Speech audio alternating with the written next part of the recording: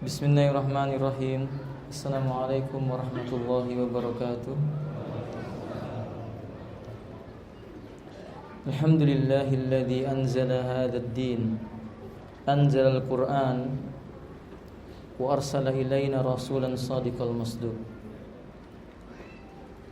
Alhamdulillahilladzi nahmaduhu wa nasta'inuhu wa nastaghfiruhu wa na'udzu billahi min shururi anfusina wa sayyiati a'malina. Man yahdihillahu fala mudilla lahu wa man yudlilhu fala hadiya lahu. Asyhadu an la ilaha illallah wahdahu la syarika lahu wa asyhadu anna Muhammadan abdullahi wa rasulullah. Allahumma salli ala Muhammadin wa ala alihi wa ashabihi wa man tabi'ahum bi ihsan ila yaumiddin. Amma ba'du. Kita lanjutkan membaca dari kitab Mukhtasar Al-Fiqh Al-Islami atau Ensiklopedi Islam Kafah. Kita masuk kepada pembahasan Hukmul Iqrari bit Tauhid. Hukum mengikrarkan tauhid. Terakhir di mana, Ikhwan? Terakhir sampai di mana? Oh ya. Sekarang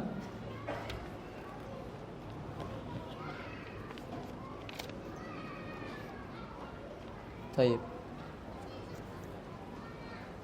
Ini ya, akhi. Samaratu haqiqati tauhid. Buah dari hakikat bertauhid. Fadhal iqra. Buah dari hakikat tauhid. Buah tauhid yaitu tawakal, berserah diri kepada Allah SWT semata, tidak mengeluh pada makhluk dan tidak mencaci maki mereka, melainkan bersikap ridho terhadap ketentuan Allah SWT, mencintai dan menerima keputusannya. Manusia mengakui tauhid rububiyah karena dorongan fitrahnya dan hasil penguatannya terhadap jagat raya. Namun pengakuan itu saja tidaklah cukup menjadikannya sebagai orang yang beriman kepada Allah, apalagi menyelamatkannya dari siksa neraka. Nah, qala muallif samaratu haqiqati tauhid. Buah hakikat dari tauhid.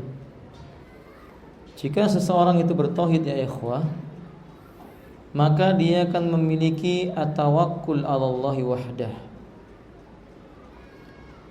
Rasa bertawakalnya itu hanya akan disandarkan kepada Allah saja. Dan ini adalah ciri yang menonjol bagi orang bertauhid. Allah mengatakan dalam Al-Qur'an, wa 'alallahi falyatawakkalul mu'minun. Dan hanya kepada Allah saja hendaklah orang beriman itu bertawakal. Dan tawakal ini haknya Allah. Qala Syekh Muhammad At-Tamimi rahimahullah ta'ala, at-tawakkul haqqullahi ta'ala. Faman yansarifa at-tawakkul li ghairillahi ta'ala faqad asraka. Tawakal itu adalah haknya Allah. Sesiapapun yang memalingkan rasa tawakal itu kepada selain Allah, maka dia jatuh dalam perbuatan syirik. Misalnya adalah tawakal kepada jimat. Ini syirik. Apakah menggantungkan jimat itu syirik? Ya. Kama qala alaihi salatu wassalam, innar ruqa wa tamaima wa tiwalata syirkun. Sesungguhnya jampi-jampi dan juga tamaim, yaitu jimat-jimat, wa tiwalah serta tiwalah, tiga perkara ini hukumnya syirik. Dalam riwayat Imam Tirmidzi, Nabi mengatakan, man allaqa fi unuqihi tamimatan tarakahu Allah taala wa syirkah Au kama qala alaihi salatu wassalam. Barang siapa menggantungkan atau mengalungkan jimat, Allah akan tinggalkan ia bersama dengan jimatnya tersebut, karena itu perbuatan syirik. Jadi tidak ragu lagi, jimat itu syirik. Orang Islam tidak membutuhkan jimat, karena orang Islam tahu Allah cukup bagi dirinya. Maka orang yang bertauhid, rasa menyandarkan dirinya kepada Allah tinggi, tidak akan bertawakal kecuali hanya kepada Allah. Wa tarku syikayatul khalqi wa tarku laumihim. Orang yang bertauhid, dia tidak peduli dengan caci maki manusia, dan tidak akan memudaratkan mereka gangguan yang ditimbulkan oleh makhluk kepada dirinya. Qala alaihi salatu wassalam, la tazalu ta'ifatum min ummati zahirina 'alal haqqi, ay 'alat tauhid was sunnah. Senantiasa akan ada sekelompok manusia yang mereka dimenangkan oleh Allah karena mereka berpegang dengan kebenaran, yaitu di atas tauhid dan sunnah. La yadurhum man khadalahum wala man khalafahum. Tidak akan memudaratkan mereka itu orang-orang yang menyakiti mereka. Qala ulama'una minal muslimin wala man khalafahum minal yahud wan nasara. Tidak akan memudaratkan mereka orang-orang yang menyakiti mereka, yaitu orang-orang Islam itu sendiri. Jadi ada sekelompok manusia dari umatnya Nabi berpegang dengan tauhid yang benar di atas sunnah, disakiti oleh kaum muslimin itu sendiri. Apa kaum muslimin tidak bisa berbuat syirik? Bisa. Karena orang yang mengatakan ha ana muslim, belum tentu dia belum tentu dia bebas dari perbuatan syirik. Orang yang mengaku muslim bisa saja dalam perbuatan kesyirikan. Dia menyakiti ahlu tauhid dan ahlu sunnah, dan tidak memudaratkan mereka orang-orang yang menyelisih mereka. Para ulama menyebutkan yang menyelisih ahlu tauhid dan ahlu sunnah adalah al-yahud wan nasara. Jadi mereka tetap akan dimenangkan oleh Allah ketika berpegang dengan tauhid dan sunnahnya Nabi sallallahu alaihi wasallam. Wa hum ala dzalik hatta ya'ti amrullah. Hatta ya'ti amrullah wa hum ala dzalik. Sampai datang keputusan Allah, mereka tetap akan seperti itu. Tegar, dimenangkan oleh Allah Subhanahu wa taala. Jadi apapun yang dilakukan oleh makhluk menyakiti seorang yang bertauhid itu tidak berarti bagi mereka. Dan ini faedah. Apa faedahnya? Tiap-tiap orang yang bertauhid pasti Allah akan jadikan bagi mereka musuh. Wa kadzalika ja'alna likulli nabiyyin aduwan sayatin al-ins wal jin. Dan demikianlah kami telah menjadikan pada tiap nabi itu ada musuh, dan musuh-musuh syaitan dari bangsa jin dan dari bangsa manusia, dari bangsa manusia dan bangsa jin. Jadi ikhwati rahimani wa rahimakumullah, kalau Nabi saja memiliki musuh karena menegakkan tauhid, maka demikian pula orang yang mengikuti jalannya Nabi. Dia akan ada orang-orang yang akan mengganggunya, memusuhinya, menyakitinya. Itu sudah menjadi sunnatullah. Maka barang siapa menisbahkan diri kepada dakwah tauhid, kalau dia mengira bahwa dia tidak akan mendapatkan gangguan, itu hal yang mustahil. Bahkan Allah mengatakan ahasiban nasu ayyutraku ayyakulu amanna wa hum la yuftanun. Apakah manusia mengira ketika mereka mengatakan kami beriman, yakni kami telah bertauhid, dibiarkan oleh Allah begitu saja sedangkan mereka tidak diberikan apa? Ujian ya Allah. Ujian. Bahkan ujian kecintaan mereka kepada Allah akan diuji oleh Allah. Tapi orang beriman, Allah mengatakan la tajidu qauman yu'minuna billahi wal yawmil akhir wa duna man hadallahu wa rasulahu walau kanu aba'ahum ila akhiril ayat. Kamu tidak akan menjumpai suatu kaum yang telah beriman kepada Allah dan percaya dengan datangnya hari kiamat, mampu berkasih sayang kepada orang-orang yang memusuhi Allah dan juga Rasulnya, walaupun mereka adalah ayah mereka, anak-anak mereka, kerabat-kerabat mereka, saudara-saudara mereka. Artinya tiap orang bertauhid akan diuji, ikhwati. Bahkan kadang ujian itu datang dari dirinya sendiri, yaitu apa ya kawan? Hawa. Yang kita menyebutnya dengan hawa nafsu. Datang dari keinginan-keinginan jiwa yang bertentangan dengan syariat. Orang bertauhid akan diuji oleh Allah Azza wa Jalla. Apakah dia lebih memilih Allah Subhanahu wa taala atau keinginannya yang rendah? Tapi orang yang bertauhid dengan benar, apa yang dilakukan oleh makhluk dalam menyakitinya tidak masalah. Celaan manusia tidak masalah. Dan juga wa tarku sikayatil khalqi wa tarki laumihim. Orang bertauhid juga tidak mencela, mencaci apa yang telah Allah Subhanahu wa taala berikan kepada mereka, ridha'anillahi taala, redha dengan ketetapan Allah. Buah dari bertauhid itu ya ikhwan fillah, tidak pernah orang bertauhid itu mencela takdirnya Allah. Dia tidak menyesal ditakdirkan menjadi seorang mukmin, sekalipun dia fakir atau miskin atau tidak punya jabatan dunia, dia tidak menyesal.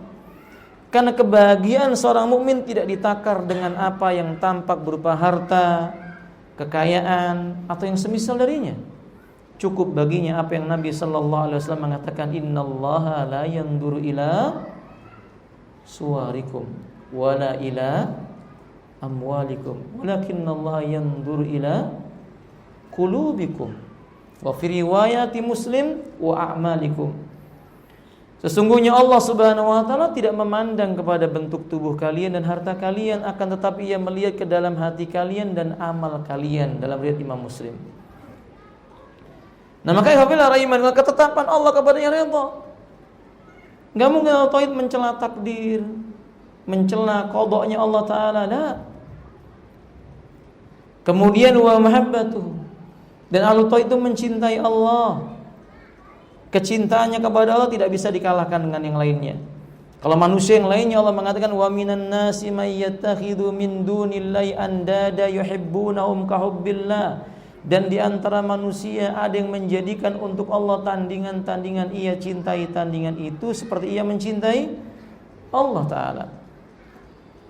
Walladzina amanu asyaddu hubbalillah. Adapun orang beriman kecintaannya kepada Allah bersangatan.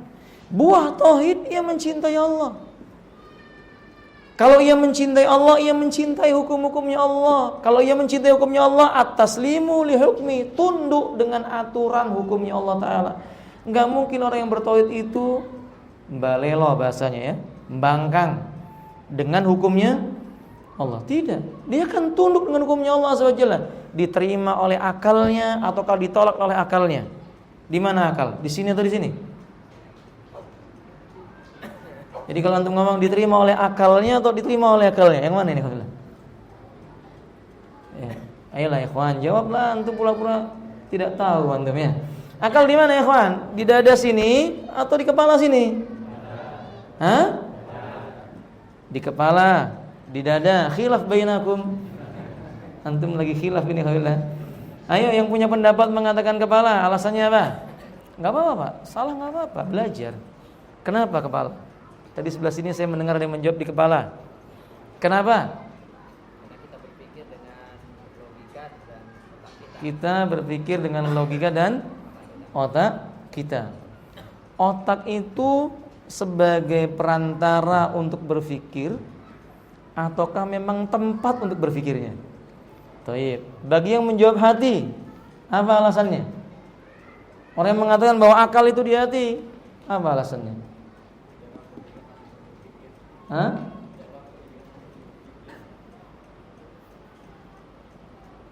Gimana saudara? Taib, ada ayat Quran. Maksud beliau begitu. Ada ayat Quran mengatakan Allah Subhanahu wa taala amlahum qulubun.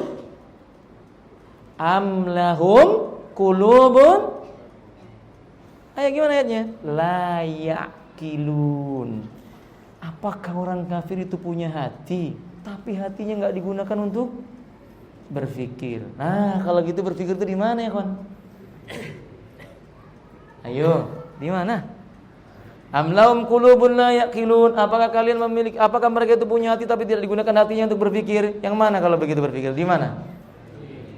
Hah? Jadi besok-besok antum kalau mikir megangnya jangan kepala. Masya Allah, susah mikir. Megangnya apa? Karena hati itu di mana, kawan? Di dada atau di perut? Ya, atau di perut? Nah, yang disebut dengan kolbun itu di dada. Ya. Ya, tapi sebagian ulama mengatakan tidak. Berpikir itu tempatnya di hati, tapi alat untuk mencernanya di mana? Ya, makanya sebagian ulama mengatakan orang yang lehernya pendek itu biasanya cepat nangkepnya. Karena alat untuk nangkepnya dekat sama apa? Jantungnya. Iya, kawan ya. Itu ungkapan sebagian para ulama. Tapi banyak orang yang tinggi, lahirnya panjang juga, pinter-pinter juga banyak. Tapi pendapat yang benar adalah yang mengatakan berpikir itu di mana? Di hati, alhamdulillah. Nah, ikhwati rahimani wa rahimakumullah, kalau orang bertauhid, buah daripada tauhid itu membuat mereka tunduk.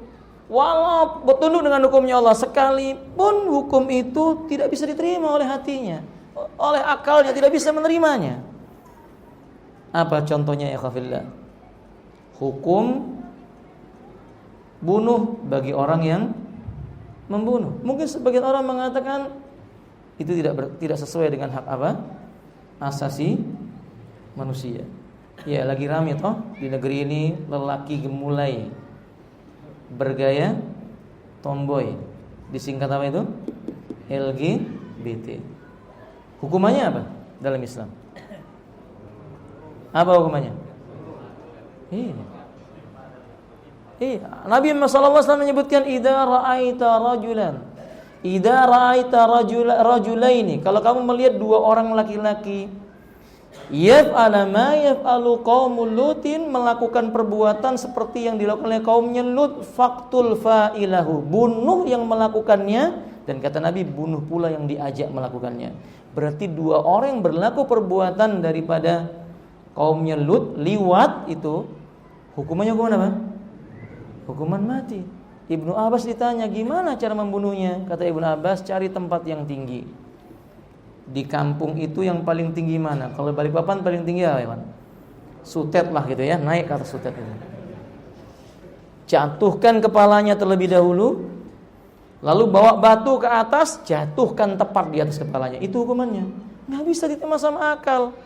Akal mengatakan bertentangan dengan hak asasi manusia, kata mereka. Kalau orang beriman, bertauhid dengan benar, dia tidak mengukur sesuatu mesti dengan akalnya, karena kebenaran tidak mesti dengan akal ukurannya. Ali bin Abi Thalib radhiyallahu ta'ala menyebutkan, laulad din birra'yi, andai agama kita ini takaran benar dan tidaknya adalah ra'yun, akal, lakana asfalu khuffin ahaqqu ayamsah min a'lahu, niscaya bagian bawah sepatu lebih pantas untuk diusap dibandingkan di bagian atas. Sebab kalau kita ini berwudu pakai sepatu, sunnahnya ketika kita mau mencuci kaki, bagian atas sepatu yang diusap. Padahal yang kotor yang mana? Akal nggak bisa terima. Sahih? Afwan, antum kalau buang angin berwudu, yang dicuci mana? Antum kalau buang angin terus berwudu, yang dicuci yang mana? Wajah. Padahal keluarnya lewat mana? Dubur, sahih? Akal nggak bisa nerima, ini keluar dari dubur kok yang dicuci apa? Karena ini masalah kebenaran yang datang dari wahyunya Allah SWT. Warisan laki-laki dengan perempuan, berapa bagian perempuan? Setengah bagian. Maka kalau laki-laki dapat 1 miliar, perempuan dapat berapa? Akal nggak bisa nerima, kan wanita lebih lemah, musuhnya lebih banyak. Sahih? Tapi kalau mau berpikir dengan benar, justru wanita dapat setengah bagian itu sangat banyak. Kenapa sangat banyak? Lelaki yang dapat satu bagian itu dia harus membagi untuk istrinya, untuk anaknya, untuk semuanya. Sementara istri yang dapat bagian 500 juta tadi itu dia dinafkahi oleh siapa? Suaminya. Anak-anaknya siapa yang menafkahi Ustaz? Suaminya, kan anak suaminya. Anak suaminya atau anak istrinya? Jawab, anak suaminya atau anak istrinya? Ya dua-duanya lah ikhwan. Walaupun nasabnya kepada siapa? Nah, yang menafkahi siapa? Suaminya. Maka ikhwafillah, Islam demikian. Tunduk dengan hukumnya Allah Azza wa Jalla. Dan tidak mau mengambil hukum selain hukumnya Allah Azza wa Jalla. Menikah dengan hukum Allah. Bagaimana dengan hukumnya Allah Azza wa Jalla? Ya tidak boleh wanita menikah tanpa wali, sekalipun janda, nggak boleh. Karena ada anggapan yang salah dan mengatakan bahwa inna sayyiba amlaku li nafsiha, sesungguhnya janda itu lebih berhak terhadap dirinya sendiri. Lalu difahami oleh sebagian orang, maka wanita boleh menikahkan dirinya sendiri tanpa izin dari siapa? Wali. Ini khata, ini pemahaman yang salah. Nabi SAW mengatakan dalam riwayat yang dikeluarkan oleh Imam Abu Daud dari Aisyah radhiyallahu taala, Rasulullah SAW bersabda, ayyuma imra'atin naka nafsa bi ghairi waliin fa nikahu batil, nikahu batil, fa nikahu batil. Salah maratan Nabi SAW kararaha.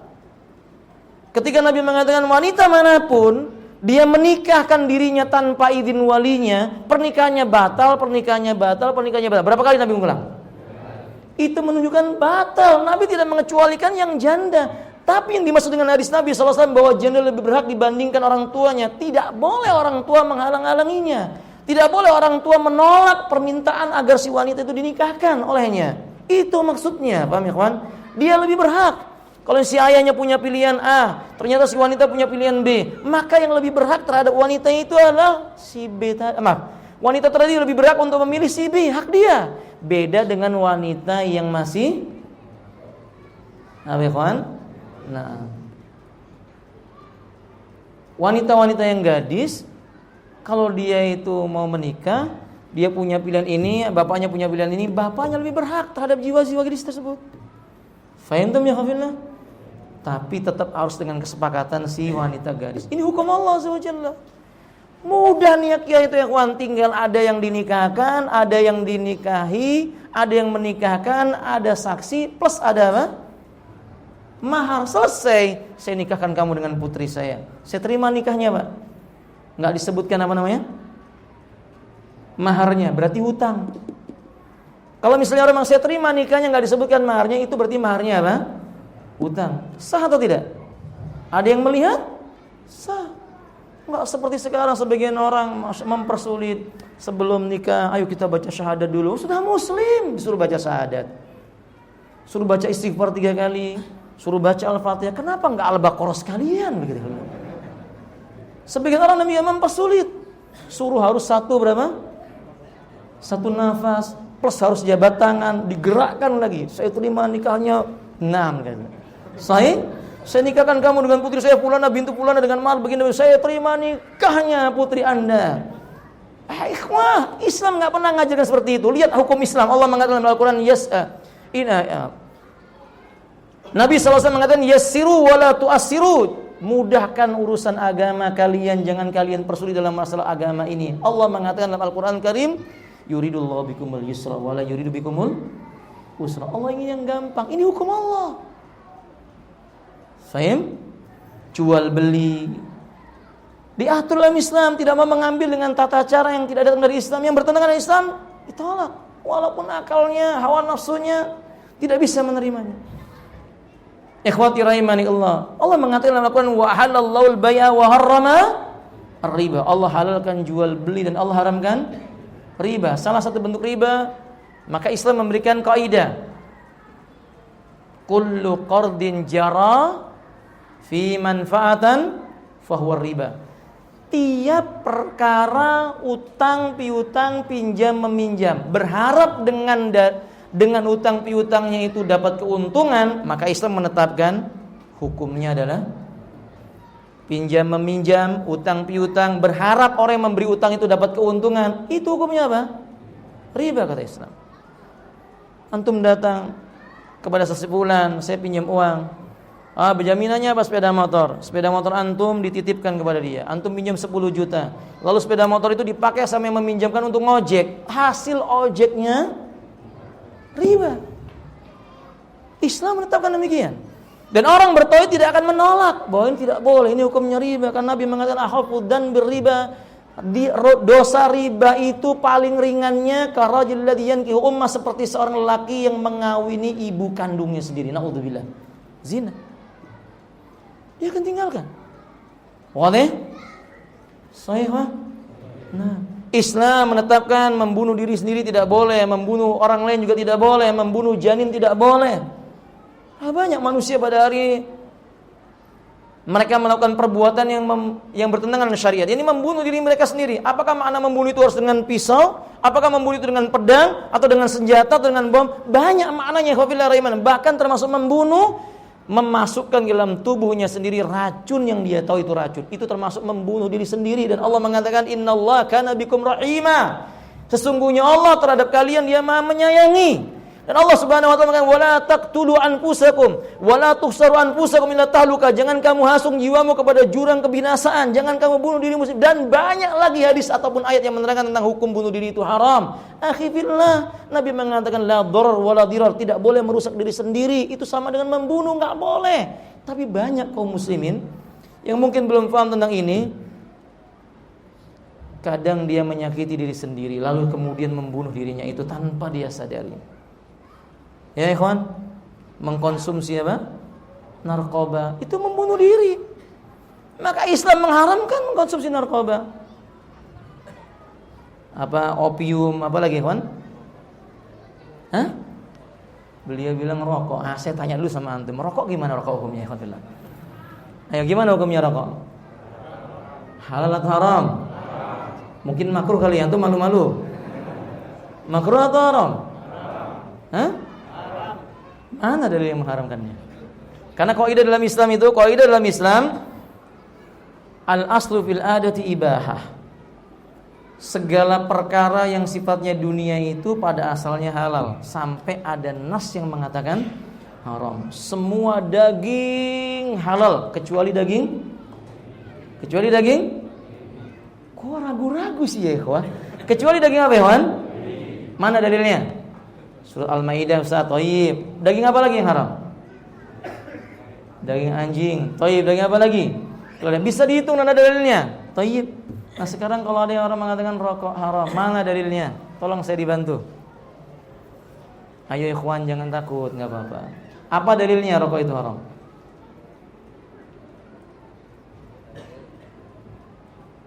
Fadhal. Ya? Salah satunya dalilnya kata beliau adalah la darar wala dirar, enggak boleh memudaratkan diri sendiri dan tidak boleh memudaratkan orang lain. Tidak boleh memudaratkan diri sendiri dan tidak boleh membuat mudarat pada orang lain. Thayyib.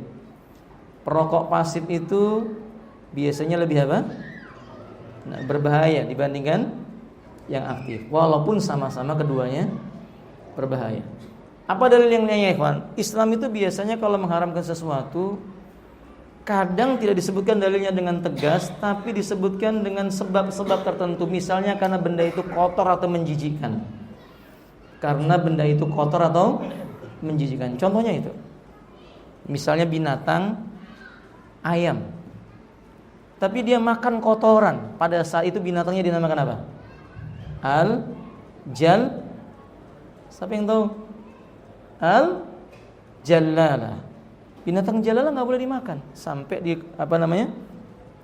dikurung dulu selama 3 hari, kemudian diberi makanan yang baik, baru halal. Nah, benda-benda yang menjijikkan bisa dijadikan sebab untuk mengharamkan.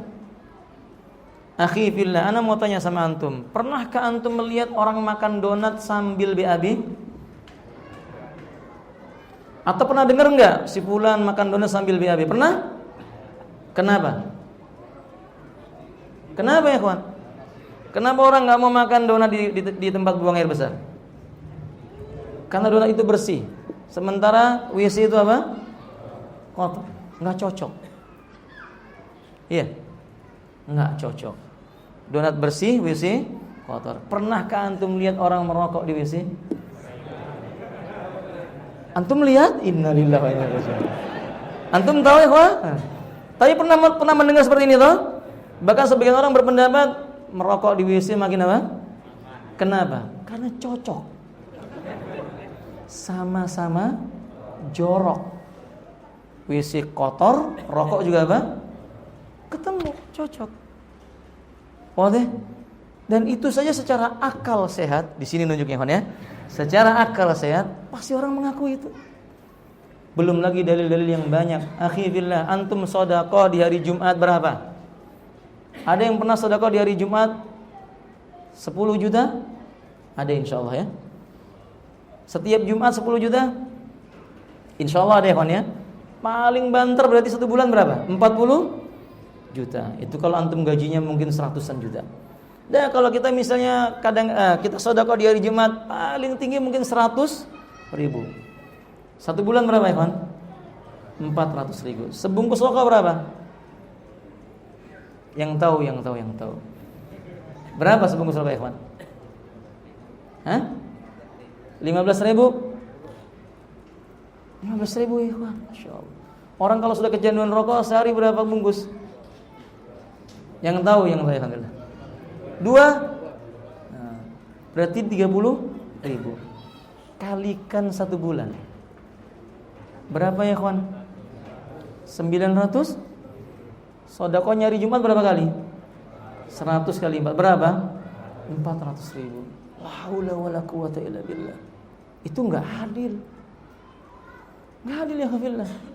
Nah, maka saudara kaum muslimin, makanya sebagian para ulama berdasarkan itu mengatakan bahwasanya rokok termasuk yang dihukumi apa? Haram. Akal tidak bisa nerima. Tapi begitulah syariat. Seandainya hukumnya makruh saja, kita ambil pendapat yang mengatakan hukumnya makruh, alangkah aneh sebagian kaum muslimin mereka menjadikan sesuatu yang makruh lebih didahulukan dibandingkan perkara yang apa? Mustahab, disukai. Antum lihat sebagian orang datang ke masjid bawa apa?